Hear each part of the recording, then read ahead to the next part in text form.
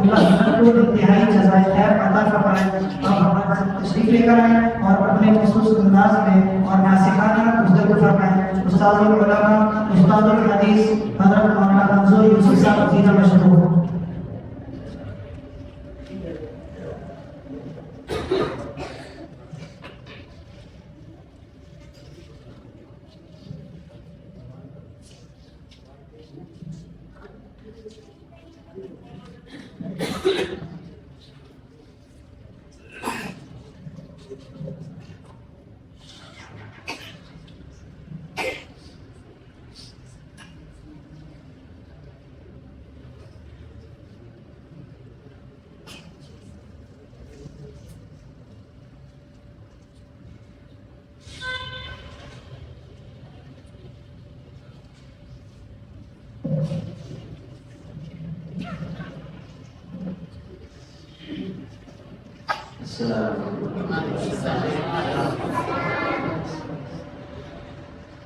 بسم الله الرحمن الرحيم.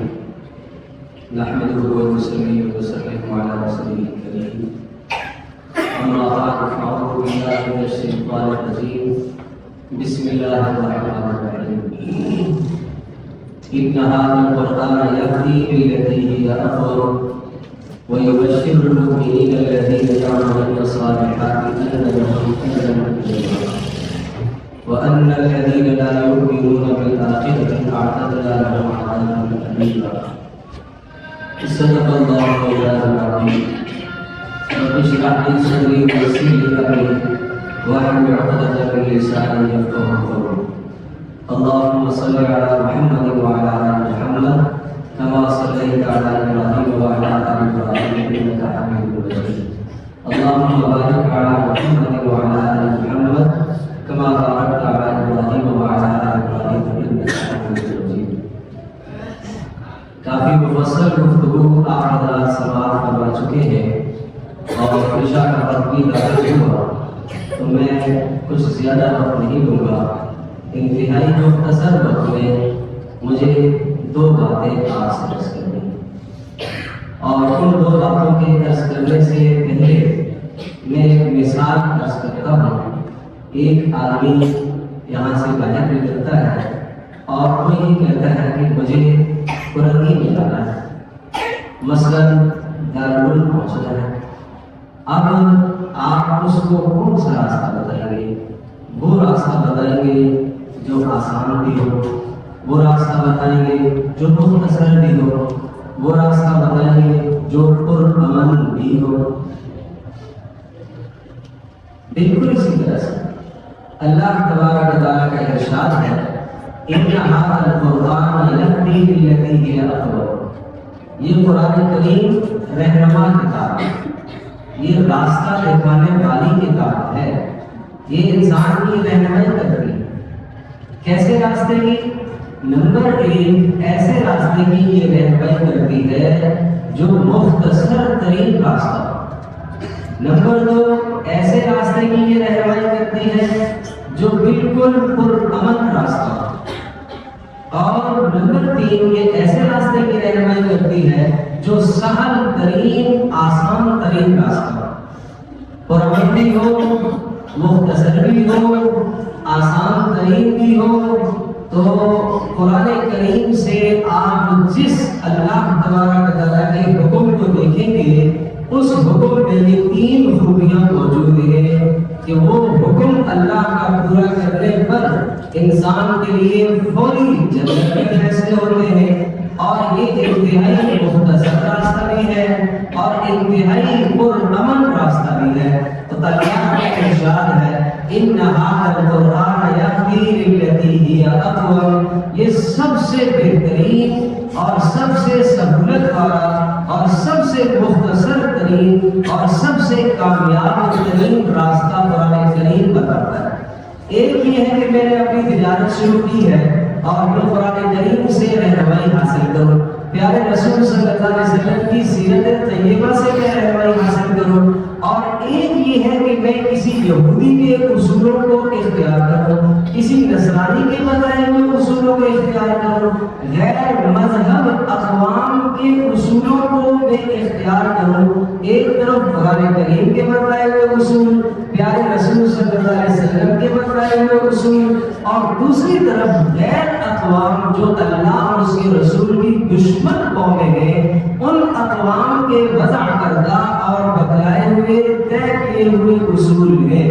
یہ جو اقوام جن کا میں تذکرہ کر رہا ہوں، جن کے بارے میں قرآن کہتا ہے لَهُمْ قُلُوبٌ لَا يَفْقَهُونَ بِهَا، دل تو ہے مگر بیچارے سمجھتے نہیں ہیں، وَلَهُمْ أَعْيُنٌ لَا يُبْصِرُونَ بِهَا، آنکھیں تو ہیں مگر دیکھنے سے قاصر ہیں، وَلَهُمْ آذَانٌ لَا يَسْمَعُونَ بِهَا، کان تو ہے مگر سننے سے قاصر ہیں۔ جو لوگ دل کے ہوتے ہوئے نہ سمجھ سکے، جو لوگ آنکھوں کے ہوتے ہوئے نہ دیکھ سکے، جو لوگ کانوں کے ہوتے ہوئے حق بات نہ سن سکے، قرآن کہتا ہے اولئک کالانعام، یہ تو جانوروں کی طرح، ان سے آپ راستہ پوچھو گے، ان سے آپ راستہ پوچھو گے، ان کی تہذیب اختیار کرو گے، ان کا طور طریقہ اور زندگی کو اپنی زندگی میں لے کر آنا چاہو گے۔ ایک طرف قرآن کا راستہ، ایک طرف پیارے رسول صلی اللہ علیہ وسلم کی مبارک روشن پرامن زندگی، اور دوسری طرف یہ پرخطر اور انتہائی پیچیدہ اور تنگ راستے۔ اب فیصلہ انسان پر ہے، اگر یہاں سے نکلا اور وہ کسی جگہ جانے کے لیے اس نے راستہ پوچھا، ایک طرف ایک آدمی کھڑا ہے، اس سے راستہ پوچھے گا، آدمی اچھا آدمی اسے مختصر راستہ بتائے گا، پرامن راستہ بتائے گا، آسانی والا راستہ بتائے گا، اور دوسری طرف ایک جانور کھڑا ہے جسے گدھا کہہ لے، تو گدھے سے کوئی راستہ پوچھے گا تو منزل تک پہنچے گا؟ نہیں پہنچ سکتا۔ تو اللہ پاک ایسے لوگوں کے بارے میں جن کی آنکھیں ہیں مگر حق دیکھنے سے قاصر، جن کے دل ہیں حق سمجھنے سے قاصر، جن کے کان ہیں حق سننے سے قاصر ہے، یہ تو جانور ہے، یہ تو چوپائے ہیں، بلکہ ان سے بھی گئے گزرے ہیں۔ تو ہم کس کی طرز زندگی اپنانے کی کوشش کریں؟ ہمیں تو رسول اللہ صلی اللہ علیہ وسلم نے جو زندگی بتائی ہے، ہمیں جو قرآن راستہ بتاتا ہے، ہمیں وہ زندگی اختیار کرنا چاہیے۔ کیا خیال ہے؟ قرآن کریم ہمارے سامنے ایک رہنما کتاب ہے، لازوال کتاب ہے، جسے کوئی چیلنج نہیں کر سکتا، اس کے کسی حکم کو، اس کے کسی قانون کو، اس کے کسی فیصلے کو کوئی چیلنج نہیں کر سکتا کہ اس کا وہ فیصلہ کمزور ہے، وہ فیصلہ آج سے 1400 سال پہلے ہو سکتا تھا، اب نہیں ہو سکتا، ایسا نہیں۔ یہ قیامت تک رہنما کتاب، قیامت تک اس کے علماء امت ہوتے لگاتے تھک جائیں گے، مگر اس کے اندر سے نکلنے والی موتیاں ختم نہیں ہوں۔ اتنا پیارا اس قرآن سے اپنا تعلق ہے۔ اور دوسری بات جو مجھے آپ سے کرنی ہے، وہ پیارے رسول صلی اللہ علیہ وسلم کی ایک حدیث سنا، مگر اس حدیث کے سنانے سے پہلے میں ایک بات عرض کروں گا۔ ایک ہے میری نصیحت، یقیناً آپ سب کے سب سمجھدار، مجھ سے تعلق اور محبت رکھتے ہیں، اکثر و بیشتر آپ مجھے جانتے بھی ہیں، تو آپ میری نصیحت کو سن کر عمل کرنے کی کوشش کریں گے، ایسا ہے نہیں؟ اور ایک یہ ہے کہ مجھ سے کوئی بڑے میرے استاد آ جائیں، ان کی نصیحت آپ کے سامنے آئے، اور ایک یہ ہے کسی صحابی کی نصیحت سامنے آئے، اور ایک یہ کہ محمد رسول اللہ صلی اللہ علیہ وسلم کی نصیحت سامنے آئے۔ تو بتاؤ بھائی، محمد رسول اللہ صلی اللہ علیہ وسلم کی نصیحت پر عمل کرو گے؟ اللہ کی قسم، عشاء کا وقت داخل ہو گیا، اللہ کی قسم کھا کے کہہ رہا ہوں، پیارے رسول صلی اللہ علیہ وسلم کی باتوں سے زیادہ خوبصورت باتیں کسی کی۔ پیارے رسول صلی اللہ علیہ وسلم نے جیسے بیٹھ کر کھانا کھایا، اس سے زیادہ خوبصورت طریقہ کسی نے، جس طریقے سے آپ نے شادیاں فرمائی، اس سے زیادہ خوبصورت طریقہ کوئی اور نہیں۔ جس طرح سے آپ نے ازدواجی زندگی اپنی بیویوں کے ساتھ برتاؤ کیا، اللہ کی قسم اس سے زیادہ خوبصورت طریقہ کوئی نہیں۔ جس طریقے سے پیارے رسول صلی اللہ علیہ وسلم نے تجارت فرمائی ہے، اللہ کی قسم اس سے زیادہ خوبصورت طریقہ کوئی نہیں۔ جس طریقے سے رسول اللہ صلی اللہ علیہ وسلم نے سماج میں محنت فرمائی ہے، اس سے خوبصورت کوئی راستہ نہیں۔ جس طریقے سے آپ نے دشمنوں کے ساتھ اپنے روابط تعلقات جس طرح سے آپ نے رکھے، جیسے آپ نے دشمنوں کو ڈیل کیا، اس سے زیادہ خوبصورت طریقہ کوئی بھی نہیں۔ جیسے آپ نے سیاسی نظام چلایا، اس سے زیادہ خوبصورت راستہ کوئی اور نہیں ہے۔ یہ میرا اور آپ ہم سب کا ایمان ہے۔ تو پھر کیا بات ہے کہ پیارے رسول صلی اللہ علیہ وسلم کو ہم عظمت تو دیتے ہیں، مگر پیارے رسول صلی اللہ علیہ وسلم کی بات ماننے میں ہمیں کیوں طرز ہے؟ آپ کو تو مانتے ہیں، آپ کی ماننے میں تردد۔ آئیے آج یہ دل سے ہمیں ختم کرنا ہے انشاءاللہ۔ تو رسول اللہ صلی اللہ علیہ وسلم کی حدیث سناتا ہوں۔ آپ نے فرمایا یا اہل القرآن، آپ نے خطاب فرمایا اے قرآن والوں، آپ نے اپنی امت کو خطاب فرمایا۔ گزشتہ لوگ تورات والے، انجیل والے کہلاتے تھے، محمد رسول اللہ صلی اللہ علیہ وسلم کی امت وہ اہل قرآن ہے۔ آپ نے سب کو خطاب کر کے فرمایا اے قرآن والوں لا تتوسط القرآن، قرآن کریم کو تکیہ کرو۔ لفظوں پر غور کریں، میں تشریح کرتا ہوں۔ کیا فرمایا؟ قرآن کریم کو تکیہ نہ بناؤ۔ اب قرآن کریم کو تکیہ نہ بناؤ، اس کا معنی کیا ہے؟ ایک مفہوم تو یہ ہے کہ تکیہ آدمی پیٹھ کے پیچھے رکھتا ہے، تو مطلب یہ ہوا کہ قرآن کریم کو پس پشت مت ڈالو، یعنی جیسے ہم محاورے میں کہہ دیتے ہیں کہ اس نے میری ساری باتوں کو پیٹھ کے پیچھے پھینک دیا، مانا یہ کہ ہم نے کی۔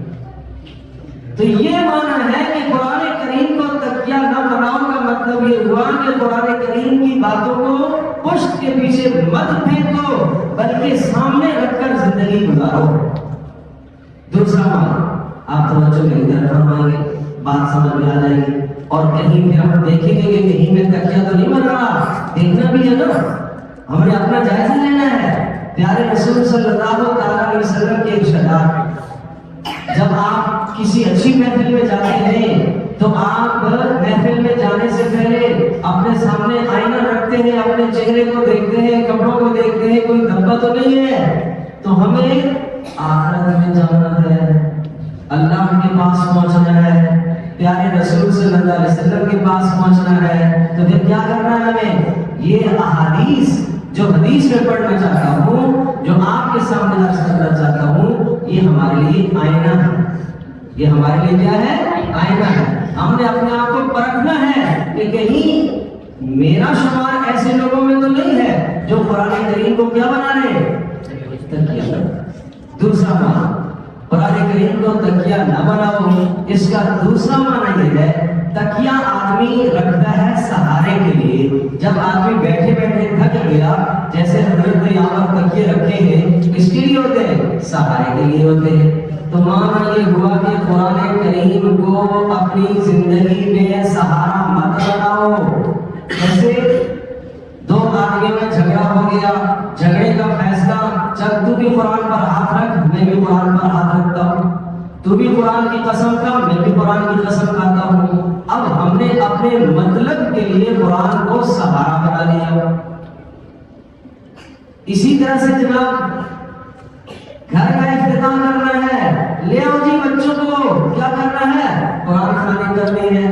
گھر کا افتتاح کرنا ہے، بعد میں ساری نافرمانیاں اس میں ہوگی، لیکن آج گھر کے افتتاح کے لیے قرآن کریم کو ہم نے کیا بنایا؟ سہارا بنایا۔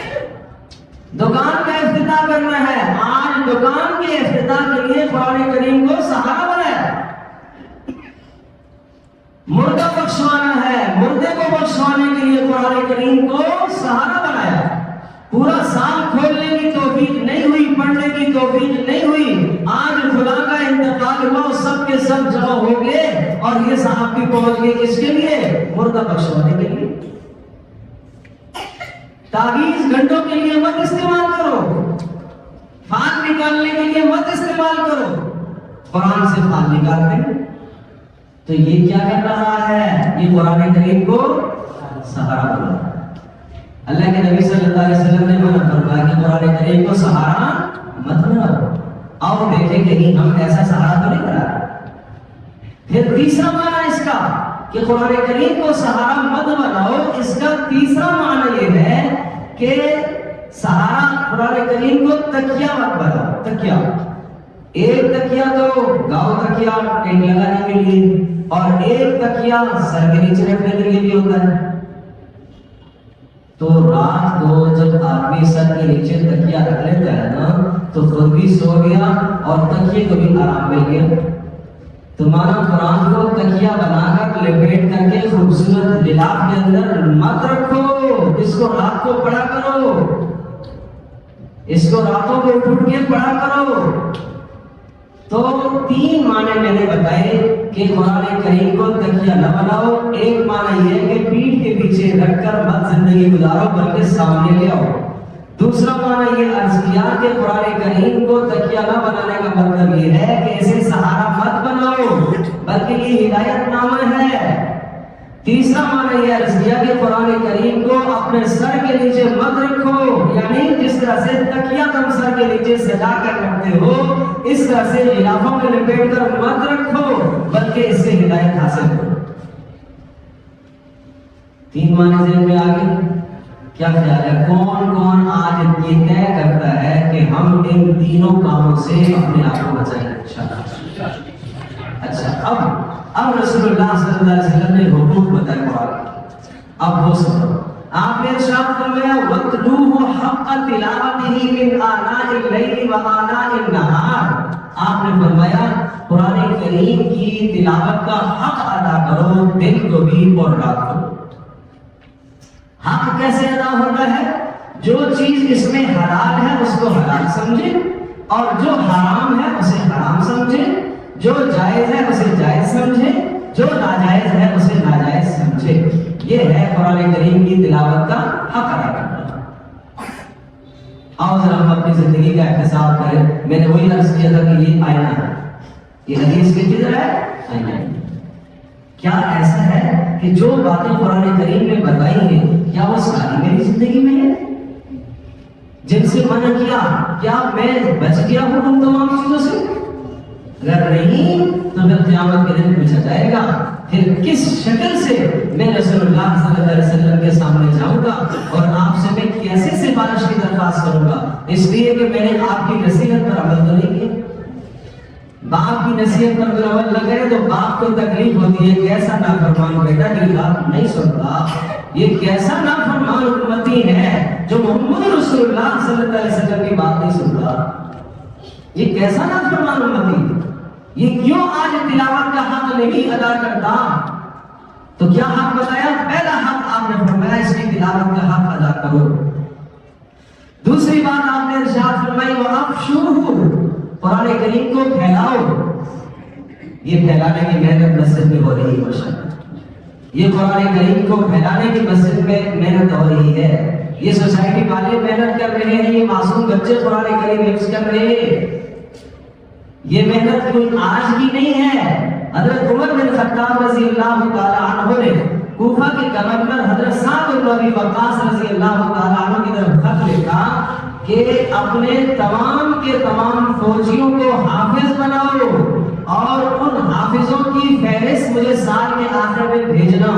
سال کے آخر میں سعد بن ابی وقاص رضی اللہ تعالی عنہ نے فہرست بھیجی. 300 فوجی حافظ ہو گئے. یوں قرآن محفوظ ہو گیا. اس طرح سے قرآن کو پھیلایا ہے صحابہ. پھر اسی طرح سے بصرہ کے گورنر کو خط لکھا حضرت ابو موسیٰ اشعری رضی اللہ تعالیٰ عنہ. بڑے شاندار قاری قرآن تھے. کیا شاندار قرآن تھا، اللہ اکبر. ابو موسیٰ اشعری رضی اللہ تعالیٰ عنہ کے بارے میں پیارے رسول صلی اللہ علیہ وسلم نے فرمایا تھا کہ انہیں اللہ تبارک تعالیٰ نے لحن داؤدی حضرت داؤد علیہ السلام کی آواز کا حسن ابو موسیٰ اشعری کو عطا کیا. اور صرف ان کو نہیں، ان کے خاندان والوں کو. اور آپ نے فرمایا کہ جب میں ان کے گھروں کے پاس سے گزرتا ہوں تو میں پہچان لیتا ہوں باہر سے کیوں، اندر سے قرآن پڑھنے کی آواز آ رہی ہوتی ہے۔ ابو موسیٰ اشعری رضی اللہ تعالیٰ عنہ کے خاندان کے لوگوں کے گھروں سے قرآن کی آواز آ رہی ہوتی ہے۔ آج میرے اور آپ کے گھر سے کیا آوازیں ہیں؟ آج ہماری جیبوں سے کیا آوازیں نکل رہی ہیں؟ آج مسجد کے اندر آ کر بھی موسیقی کی آواز سے نمازی محفوظ نہیں ہے۔ یہ موبائل جیسی بدترین شے آ گئی ہے کہ آج مسجد کے اندر بھی موسیقی کی آواز ہے۔ کتنا بڑا ظلم ہے۔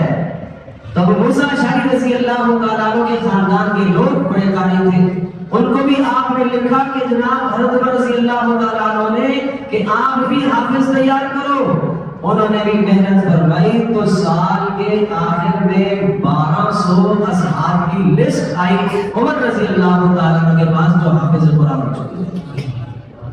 کیا مشکل ہے میرے پیاروں، کیا مشکل ہے۔ یہ چھوٹے چھوٹے معصوم بچے کون حافظ ہوئے؟ ہاتھ کھڑے دے، ماشاءاللہ ماشاءاللہ۔ اب یہ بچے یہ جو حافظ ہو گئے، ان کے والد بھی یہاں بیٹھے ہوئے ہوں گے نا، اور والدہ کی خواتین بھی وہ بھی سن رہی ہے۔ اب میرا سوال اس والد صاحب سے اور والدہ سے کہ یہ جو بچے حافظ بن گئے، ان بچوں پر آپ نے محنت کی ہے اور یہ اپنی ماں کے لیے اور اپنے باپ کے لیے بخشش کا ذریعہ تو بن گئے، مگر اس ماں کو اور اس باپ کو میں یہ پیغام دینا چاہتا ہوں کہ آپ اپنی ماں، آپ اپنے باپ کے لیے بخشش کا ذریعہ بنے گے نہیں۔ یہ ہے بات، یہ ہے بات۔ بچوں کو جب آپ نے بنا لیا، چلو ہمارے ماں باپ ہمیں نہیں بنا سکے، حافظ نہیں بنا سکے، نہیں بنا سکے بھائی، مگر ماں تو ماں ہے نا، باپ تو باپ ہے۔ تو کیا یہ اچھی بات ہو کہ بڑی عمر کے لوگ، عمر رضی اللہ تعالیٰ عنہ نے خط لکھا کہ فوجیوں کو یاد کراؤ، تو فوجی بچے ہوتے ہیں۔ 1200 افراد کی لسٹ آئی ہے، 1200 فوجی حافظ ہو گئے، 300 فوجیوں کی لسٹ آئی ہے کہ 300 فوجی حافظ ہو گئے۔ کیا مشکل ہے۔ بڑے حضرات سے میری درخواست ہے کہ آپ یاد کرنا تو شروع کریں اس طرح سے کہ میں بھی قرآن کا حافظ بننا چاہتا ہوں۔ مولانا رحیم صاحب کے پاس آ کر اگر آپ بیٹھنا چاہیں گے، یہ منع تو نہیں کریں گے کہ نہیں بھائی میں تو بچوں کو پڑھاتا ہوں، پڑھو۔ مولوی وہ مخلوق ہے کہ وہ تو خوش ہوتی ہے بھائی، آپ کوئی آئے سے میرے پاس آئے سے 70 سالہ بڈھا بھی آ جائے، کسی اسکول کے اندر جو ہے وہ داخلہ نہیں ملتا باپوں کو، مگر مدرسے میں مل جاتا ہے۔ ہمارے یہاں وفاق کا امتحان دے رہے ہوتے ہیں، باغیں دے رہے ہوتے ہیں، بڑی بڑی عمر کے بزرگ حضرات سے بھیج رہی وہ وفاق کا امتحان، ہر طرف سے ریٹائر ہو گئے ہیں، گھر سے بھی اور جناب اپنی فیکٹری سے بھی، ہر طرف سے، مگر مدرسہ پھر بھی گلے لگاتا ہے۔ کوئی بات نہیں، ہم پڑھا یہ مدارس کا انتظام ہے۔ تو میں عرض کر رہا ہوں آپ سب سے، آپ شروع کہاں سے کریں؟ جیسے بچہ آخری صورتوں سے شروع کرتا ہے، آپ بھی آخری صورتوں سے شروع کریں۔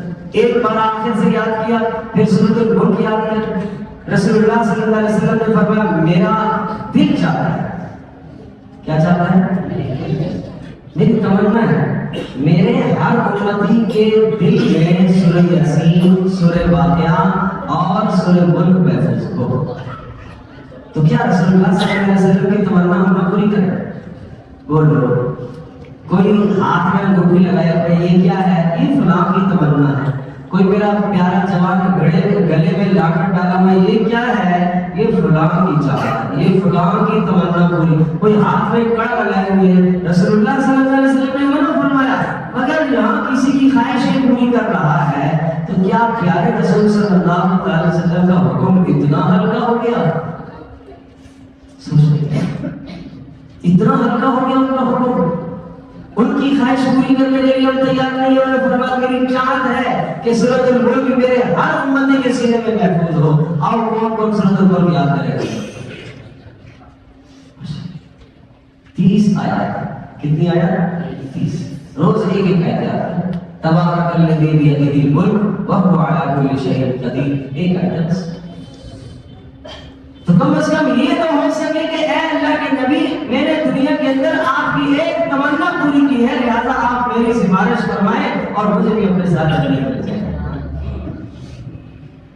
تو عرض یہ کر رہا تھا کہ دوسرا حق آپ نے بتایا کہ قرآن کریم کو پھیلاؤ، اور اگر یہ صورت نہیں کر پاتے تو کم از کم مالی امداد اور تعاون مدارس کے ساتھ کرنا، یہ بھی قرآن کو پھیلانا ہے۔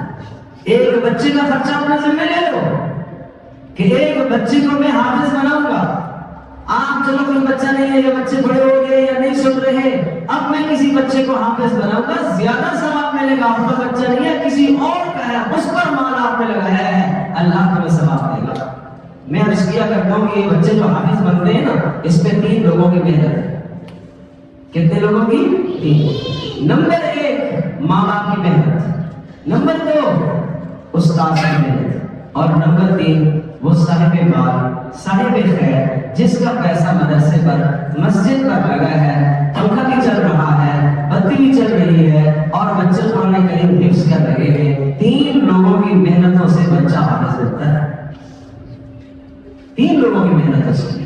تو ٹھیک ہے، کم از کم استاد بھی نہیں بن پائے، بچہ بھی حافظ نہیں بن پایا، یوں تو تعاون کر سکتے ہیں نا، اداروں کے ساتھ تعاون کر کے مدارس کو محبت پیار کی نگاہ سے دیکھ کر قرآن کریم کو یہ بھی پھیلانا ہے۔ تو پہلا حق آپ نے بتایا اس کی تلاوت کا حق ادا کرو، دوسرا حق آپ نے بتایا اس کو پھیلاؤ، تیسرا حق آپ نے ارشاد فرمایا، آپ نے فرمایا تغنوہ، خوبصورت آواز سے پڑھا، خوبصورت آواز سے پڑھا۔ ان چھوٹے چھوٹے بچوں کو آپ اٹھائیں اور ان سے کہیں بچہ خوبصورت آواز سے پڑھو، یہ پڑھ کے دکھائیں، بہترین آواز سے پڑھو، گنگنا کر پڑھو، ایسا پڑھو کہ خود کو لطف آ جائے، ایسا پڑھو کہ خود کو مزہ آ جائے۔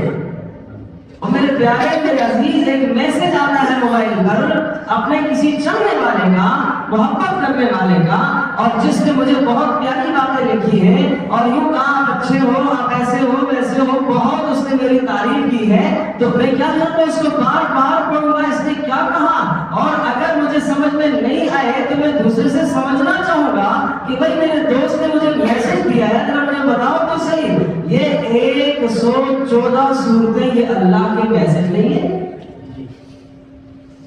کبھی سمجھنے کی کوشش کی ہے؟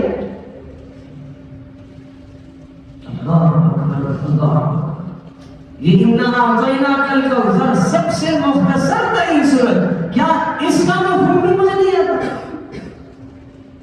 اذا جاء نصر اللہ والفتح، کیا یہ بھی مجھے نہیں آتی؟ ارے سورۃ الفاتحہ جو ہر نماز میں پڑھی جاتی ہے، سنی جاتی ہے، ہر نماز کے اندر پڑھی جاتی ہے، سنی جاتی ہے، کیا اس کا مفہوم بھی مجھے نہیں آتا؟ ایک آدمی کتاب لکھنے والا یا خط لکھنے والا کئی صفحات پر مشتمل مضمون لکھتا ہے، اور اس مضمون کے شروع میں ایک چھوٹا سا چند سطریں لکھ دیتا ہے کہ میرے مضمون کا خلاصہ یہ ہے۔ اللہ تبارک و تعالیٰ نے خلاصے کے طور پر سورۃ الفاتحہ کو شروع کیا، مگر ہم نہیں جانتے۔ حضرت علی رضی اللہ تعالیٰ فرمایا کرتے تھے کہ سورۃ الفاتحہ کا علم میرے پاس اتنا ہے کہ اگر میں اس کو لکھوں تو 80 اونٹوں کا بوجھ ہو جائے گا، 80 اونٹوں کا بوجھ ہو جائے گا، اور ایک اونٹ جو مثلا 4 من تو اٹھاتا ہی ہے۔ کیا علم تھا، کیا علم تھا! اس لیے پیارے رسول صلی اللہ علیہ وسلم نے فرمایا میں تو علم کا ایک شہر ہوں اور علی تو اس کے دروازہ ہے۔ ہم نے اپنے ادارے کا نام جامعہ علی رضی اللہ تعالیٰ عنہ اسی نسبت سے رکھا تھا۔ کیوں؟ پیارے رسول صلی اللہ علیہ وسلم نے ان کو علم کا دروازہ کہا۔ جب ان کا یہ حال ہے تو سیدنا ابوبکر صدیق رضی اللہ تعالیٰ عنہ کے علم کا کیا حال ہوگا، جن کے بارے میں امت کا اجماع ہے کہ سب سے زیادہ قرآن و سنت کو جاننے والے سیدنا ابوبکر صدیق رضی اللہ تعالیٰ عنہ۔ میرے عزیز دوستو بزرگوں، ہمیں بھی سوچنا ہوگا، ہمیں قرآن اچھا پڑھنے کی محنت کرنی ہے۔ اپنا قرآن کبھی کسی کو سنا لو، کسی کو الفاظ سنا لو کہ ہمیں غلط تو نہیں پڑھ رہا۔ اور چوتھا حق آپ نے بتایا وَتَدَبَّرُوا فِيهِ، اس میں غور و فکر کیا کرو، اس میں تدبر کیا کرو، اس میں غور و فکر کیا کرو۔ یہ زندگیوں کو بدلنے والا کلام ہے، یہ آدمی کی رخ کو موڑ دیتا ہے، یہ گمراہی سے ہٹا کر ہدایت کی طرف لے آتا ہے، یہ ذلتوں سے اٹھا کر عزتوں میں لے آتا ہے۔ عمر بن خطاب، اللہ اکبر، کیا ہی دل میں سختی ہے، سب سے کائنات کا بدترین کام اگر کوئی کہے تو وہ کسی نبی پر ہاتھ اٹھانا ہے، رسول اللہ صلی اللہ علیہ وسلم کو قتل کرنے کے ارادے سے پیسے نکلے تھے. سنا ہے نا آپ نے؟ تو کہاں سے دل بدلا؟ اپنی بہن کے گھر میں گئے اور بہن کا گھرانہ وہ مکتب تھا، قرآن کا مکتب تھا اور مدرسہ تھا چھوٹا سا، اور وہاں پر خطاب رضی اللہ تعالیٰ عنہ استاذ تھے، قاری تھے. وہاں پہنچتے ہیں، قرآن کریم کی تلاوت، طٰہَ مَا أَنزَلْنَا عَلَيْكَ الْقُرْآنَ لِتَشْقَىٰ إِلَّا تَذْكِرَةً لِمَن يَخْشَىٰ. یہ سنتے سنتے پڑھتے پڑھتے جب یہاں تک پہنچے، اللَّهُ لَا إِلَٰهَ إِلَّا هُوَ لَهُ الْأَسْمَاءُ الْحُسْنَىٰ. چند لمحوں پہلے دل میں ارادہ تھا کہ محمد رسول اللہ کا سر قلم کر کے معاذ اللہ ثم معاذ اللہ ابو جہل جو رشتے میں ماموں لگتا تھا اس کے قدموں میں جا کے ڈالوں گا. محمد رسول اللہ کا سر قلم کر کے اللہ نے قرآن سے ایسا دل بدلا کہ اب کہتے ہیں مجھے محمد رسول اللہ کی خدمت میں لے جاؤ، میں کلمہ پڑھنا چاہتا ہوں. یہ کہاں سے انقلاب آیا؟ یہ قرآن سے. تو قرآن ایک انقلابی کتاب ہے، یہ زندگی میں انقلاب برپا کرتی ہے. یہ آپ کی معاشرت کو سدھارے گی، یہ آپ کی سیاست کو سدھارے گی، یہ آپ کی سماج کو سدھارے گی، یہ آپ کو زندگی کے ہر موڑ پر رہنمائی کرے گی انشاءاللہ. تو کیا کہا؟ قرآن کریم کو تکیہ نہ کرو. کیا کہا؟ قرآن کریم کو تکیہ نہ کرو. تو اس کے میں نے 3 معنی بتائے گئے. ایک معنی کے پیچھے رکھ کر بات زندگی گزارو بلکہ سامنے رکھو. دوسری بات میں نے یہ عرض کی کہ قرآن کریم کو تکیہ نہ بناؤ، اس کو سہارا نہ بناؤ. تیسرا معنی یہ عرض کیا تکیہ نہ بناؤ، معنی یہ کہ راتوں کو اٹھ کر اس کو پڑھا کرو، صرف للافوں میں لپیٹ کر مت رکھا کرو. اور پھر 4 حق رسول اللہ صلی اللہ علیہ وسلم نے بتائے. پہلا حق، اس کی تلاوت ایسے کرو جیسا کہ تلاوت کرنے کا حق ہے. اس کے حلال کو حلال اور حرام کو حرام جانو. دوسری بات ارشاد فرمائی قرآن کریم کو پھیلاؤ، اس کے پھیلانے میں محنت کرو. تیسری بات ارشاد فرمائی خوبصورت اور عمدہ آواز سے اس کو پڑھو. اور چوتھی بات ارشاد فرمائی کہ اس میں غور و فکر کرو، یہ کیا کہتا ہے، کیا پیغام ہے، گزشتہ امتوں کے تذکرے کرتا ہے، ان کی تباہی کو بیان کرتا ہے. وہ تباہی والے اسباب میرے اندر تو نہیں موجود ہیں. جب یہ 4 کام کر لو گے، آگے فرمایا لعلکم تفلحون، تاکہ تم کامیاب ہو جاؤ. دنیا میں بھی کامیاب ہو جاؤ گے، آخرت میں کامیاب ہو گے. تو ان بچوں سے بھی میری درخواست ہے، ان بچوں کے والدین سے بھی آپ سب سے درخواست ہے کہ قرآن کریم کے یہ حقوق جو پیارے رسول صلی اللہ علیہ وسلم نے ارشاد فرمائے ہیں، ان حقوق کو اپنی زندگی میں لانے کی کوشش کریں. باقی انتہائی مبارکباد کے مستحق بچے اور ان بچے کے والد اور بچوں کی والدہ اور آپ تمام اہل محلہ اور تمام کے تمام نمازی حضرات، معاونین، مخلصین اور حضرت مولانا راحیل صاحب ہمارے پیارے بہت پیارے ساتھی مولانا راحیل صاحب، اللہ پاک ان کی محنت کو قبول فرمائے اور اللہ تبارک تعالیٰ تمام کی محنت کو قبول فرمائے اور اس ادارے کو اللہ ترقیوں سے برآمد فرمائے اور اس ادارے کی خدمات کو اللہ کی بارگاہ میں قبول فرمائے. پوری دنیا میں اللہ پاک اس ادارے کا فیض عام پردان فرمائے.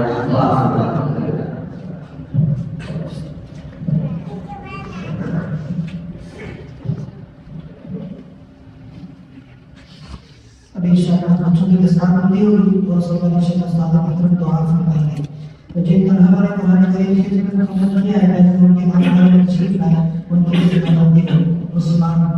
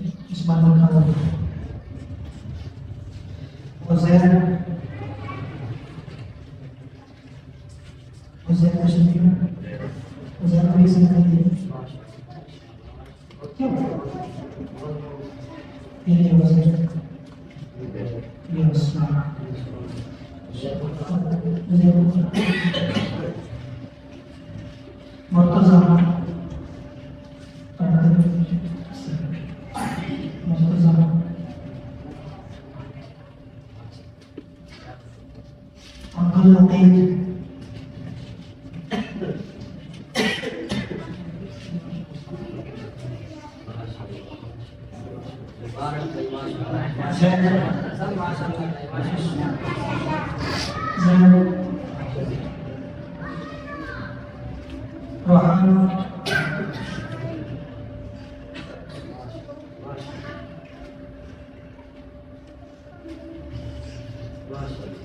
جن بچوں نے نازل قرآن کریم مکمل کیا ہے محمد یہ چھوٹے بچے ہیں جو قرآن کریم نازل سے مکمل کیا ہے بس انشاءاللہ یہ بھی پانا ہو گیا ہے سرمت بھی سلطان سے شاہزین حسنین عبداللہ بن تنویر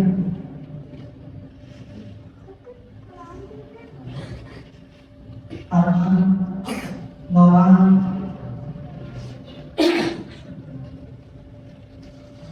غامز والحرب والحرب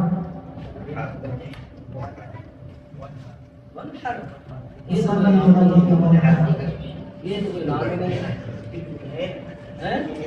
نہیں نام غلط بالکل ان کے والد صاحب موجود ہیں کہاں ہے ابو جی نام چینج کر لو یہ نام ہے ہی نہیں نا روحان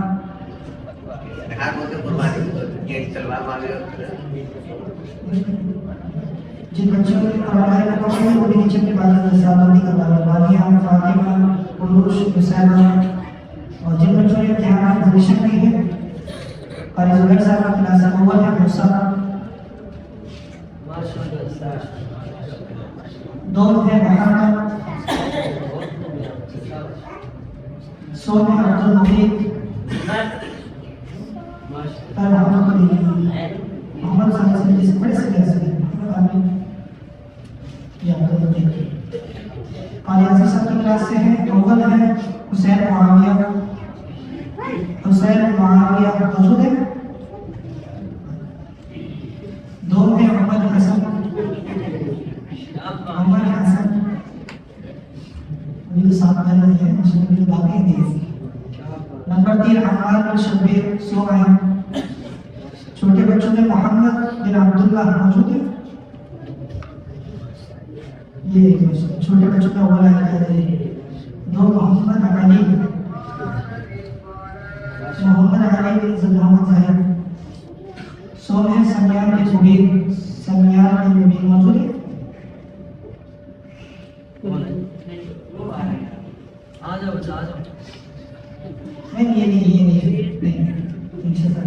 بچے کی پوزیشن ہے باقی آپ نے فاطمہ اول انامیہ اول علیشہ اول 2 اور فاطمہ بن شاہ سو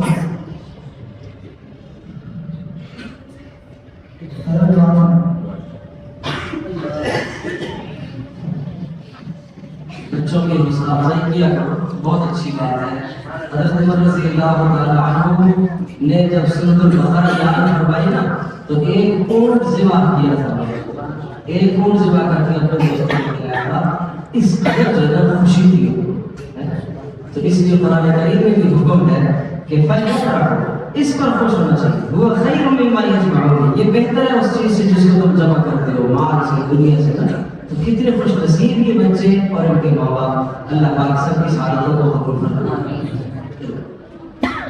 الحمدللہ رب العالمین والصلاة والسلام علی سید الانبیاء والمرسلین وعلى آلہ وصحبہ وامته اجمعین ربنا آتنا فی الدنیا حسنة وفی الآخرة حسنة وقنا عذاب النار اللهم ارحمنا بالقرآن العظیم واجعلنا اماما ونورا وهدى ورحمة اللهم ذكرنا مما نسينا وعلمنا مما جهلنا وارزقنا تلاوته آناء الليل وأطراف النهار واجعلنا من حجة يا رب العالمين اے اللہ ہماری اس مجلس کو قبول فرما اے اللہ جتنے شرکاء ہیں اے اللہ سب کے گناہوں کو معاف فرما اے اللہ ہمارے بہن جوانی کے ان کے گناہوں کو بھی معاف فرما اے اللہ یہ معصوم بچے جن کے سینوں میں تم نے قرآن کریم محفوظ کیا ہے اے اللہ ان بچوں کی برکت سے ہم سب کے گناہوں کو معاف فرما اے اللہ ان بچوں کے سروں پر دست شفقت ہم نے رکھا اے اللہ ان کی برکات سے ہم سب کے گناہوں کو معاف فرما اے اللہ قیامت کے دن اے اللہ قیامت کے دن ذلت اور رسوائی سے تو ہماری حفاظت فرما اے اللہ قرآن کریم کو ہم سب کے حق میں گواہ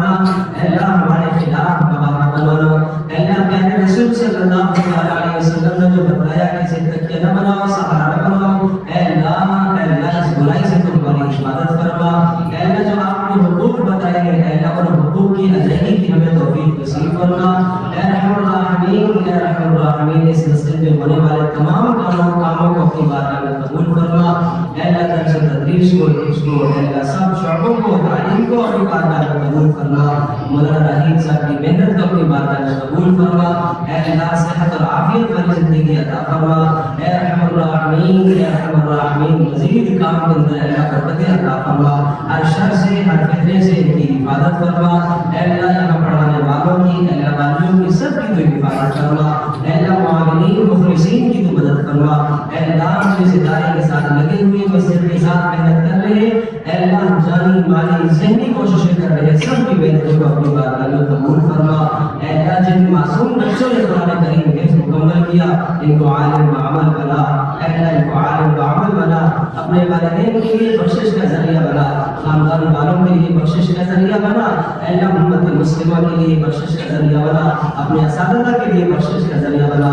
اے اللہ ہم میں سے جن حضرات کے والدین دنیا سے رخصت ہو گئے، اے اللہ ان کی قبروں کو منور فرما۔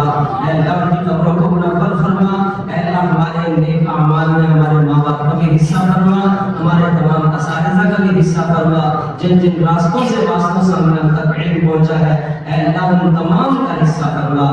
جو ہمارے معاونین اور مخلصین اور جن کی مدد سے ہم عالم بنے یہاں تک پہنچے، اے رحم الراحمین، اے رحم الراحمین، سب کو اجر سے مالا مال فرما۔ اے اللہ سب کو برکتوں سے مالا مال فرما۔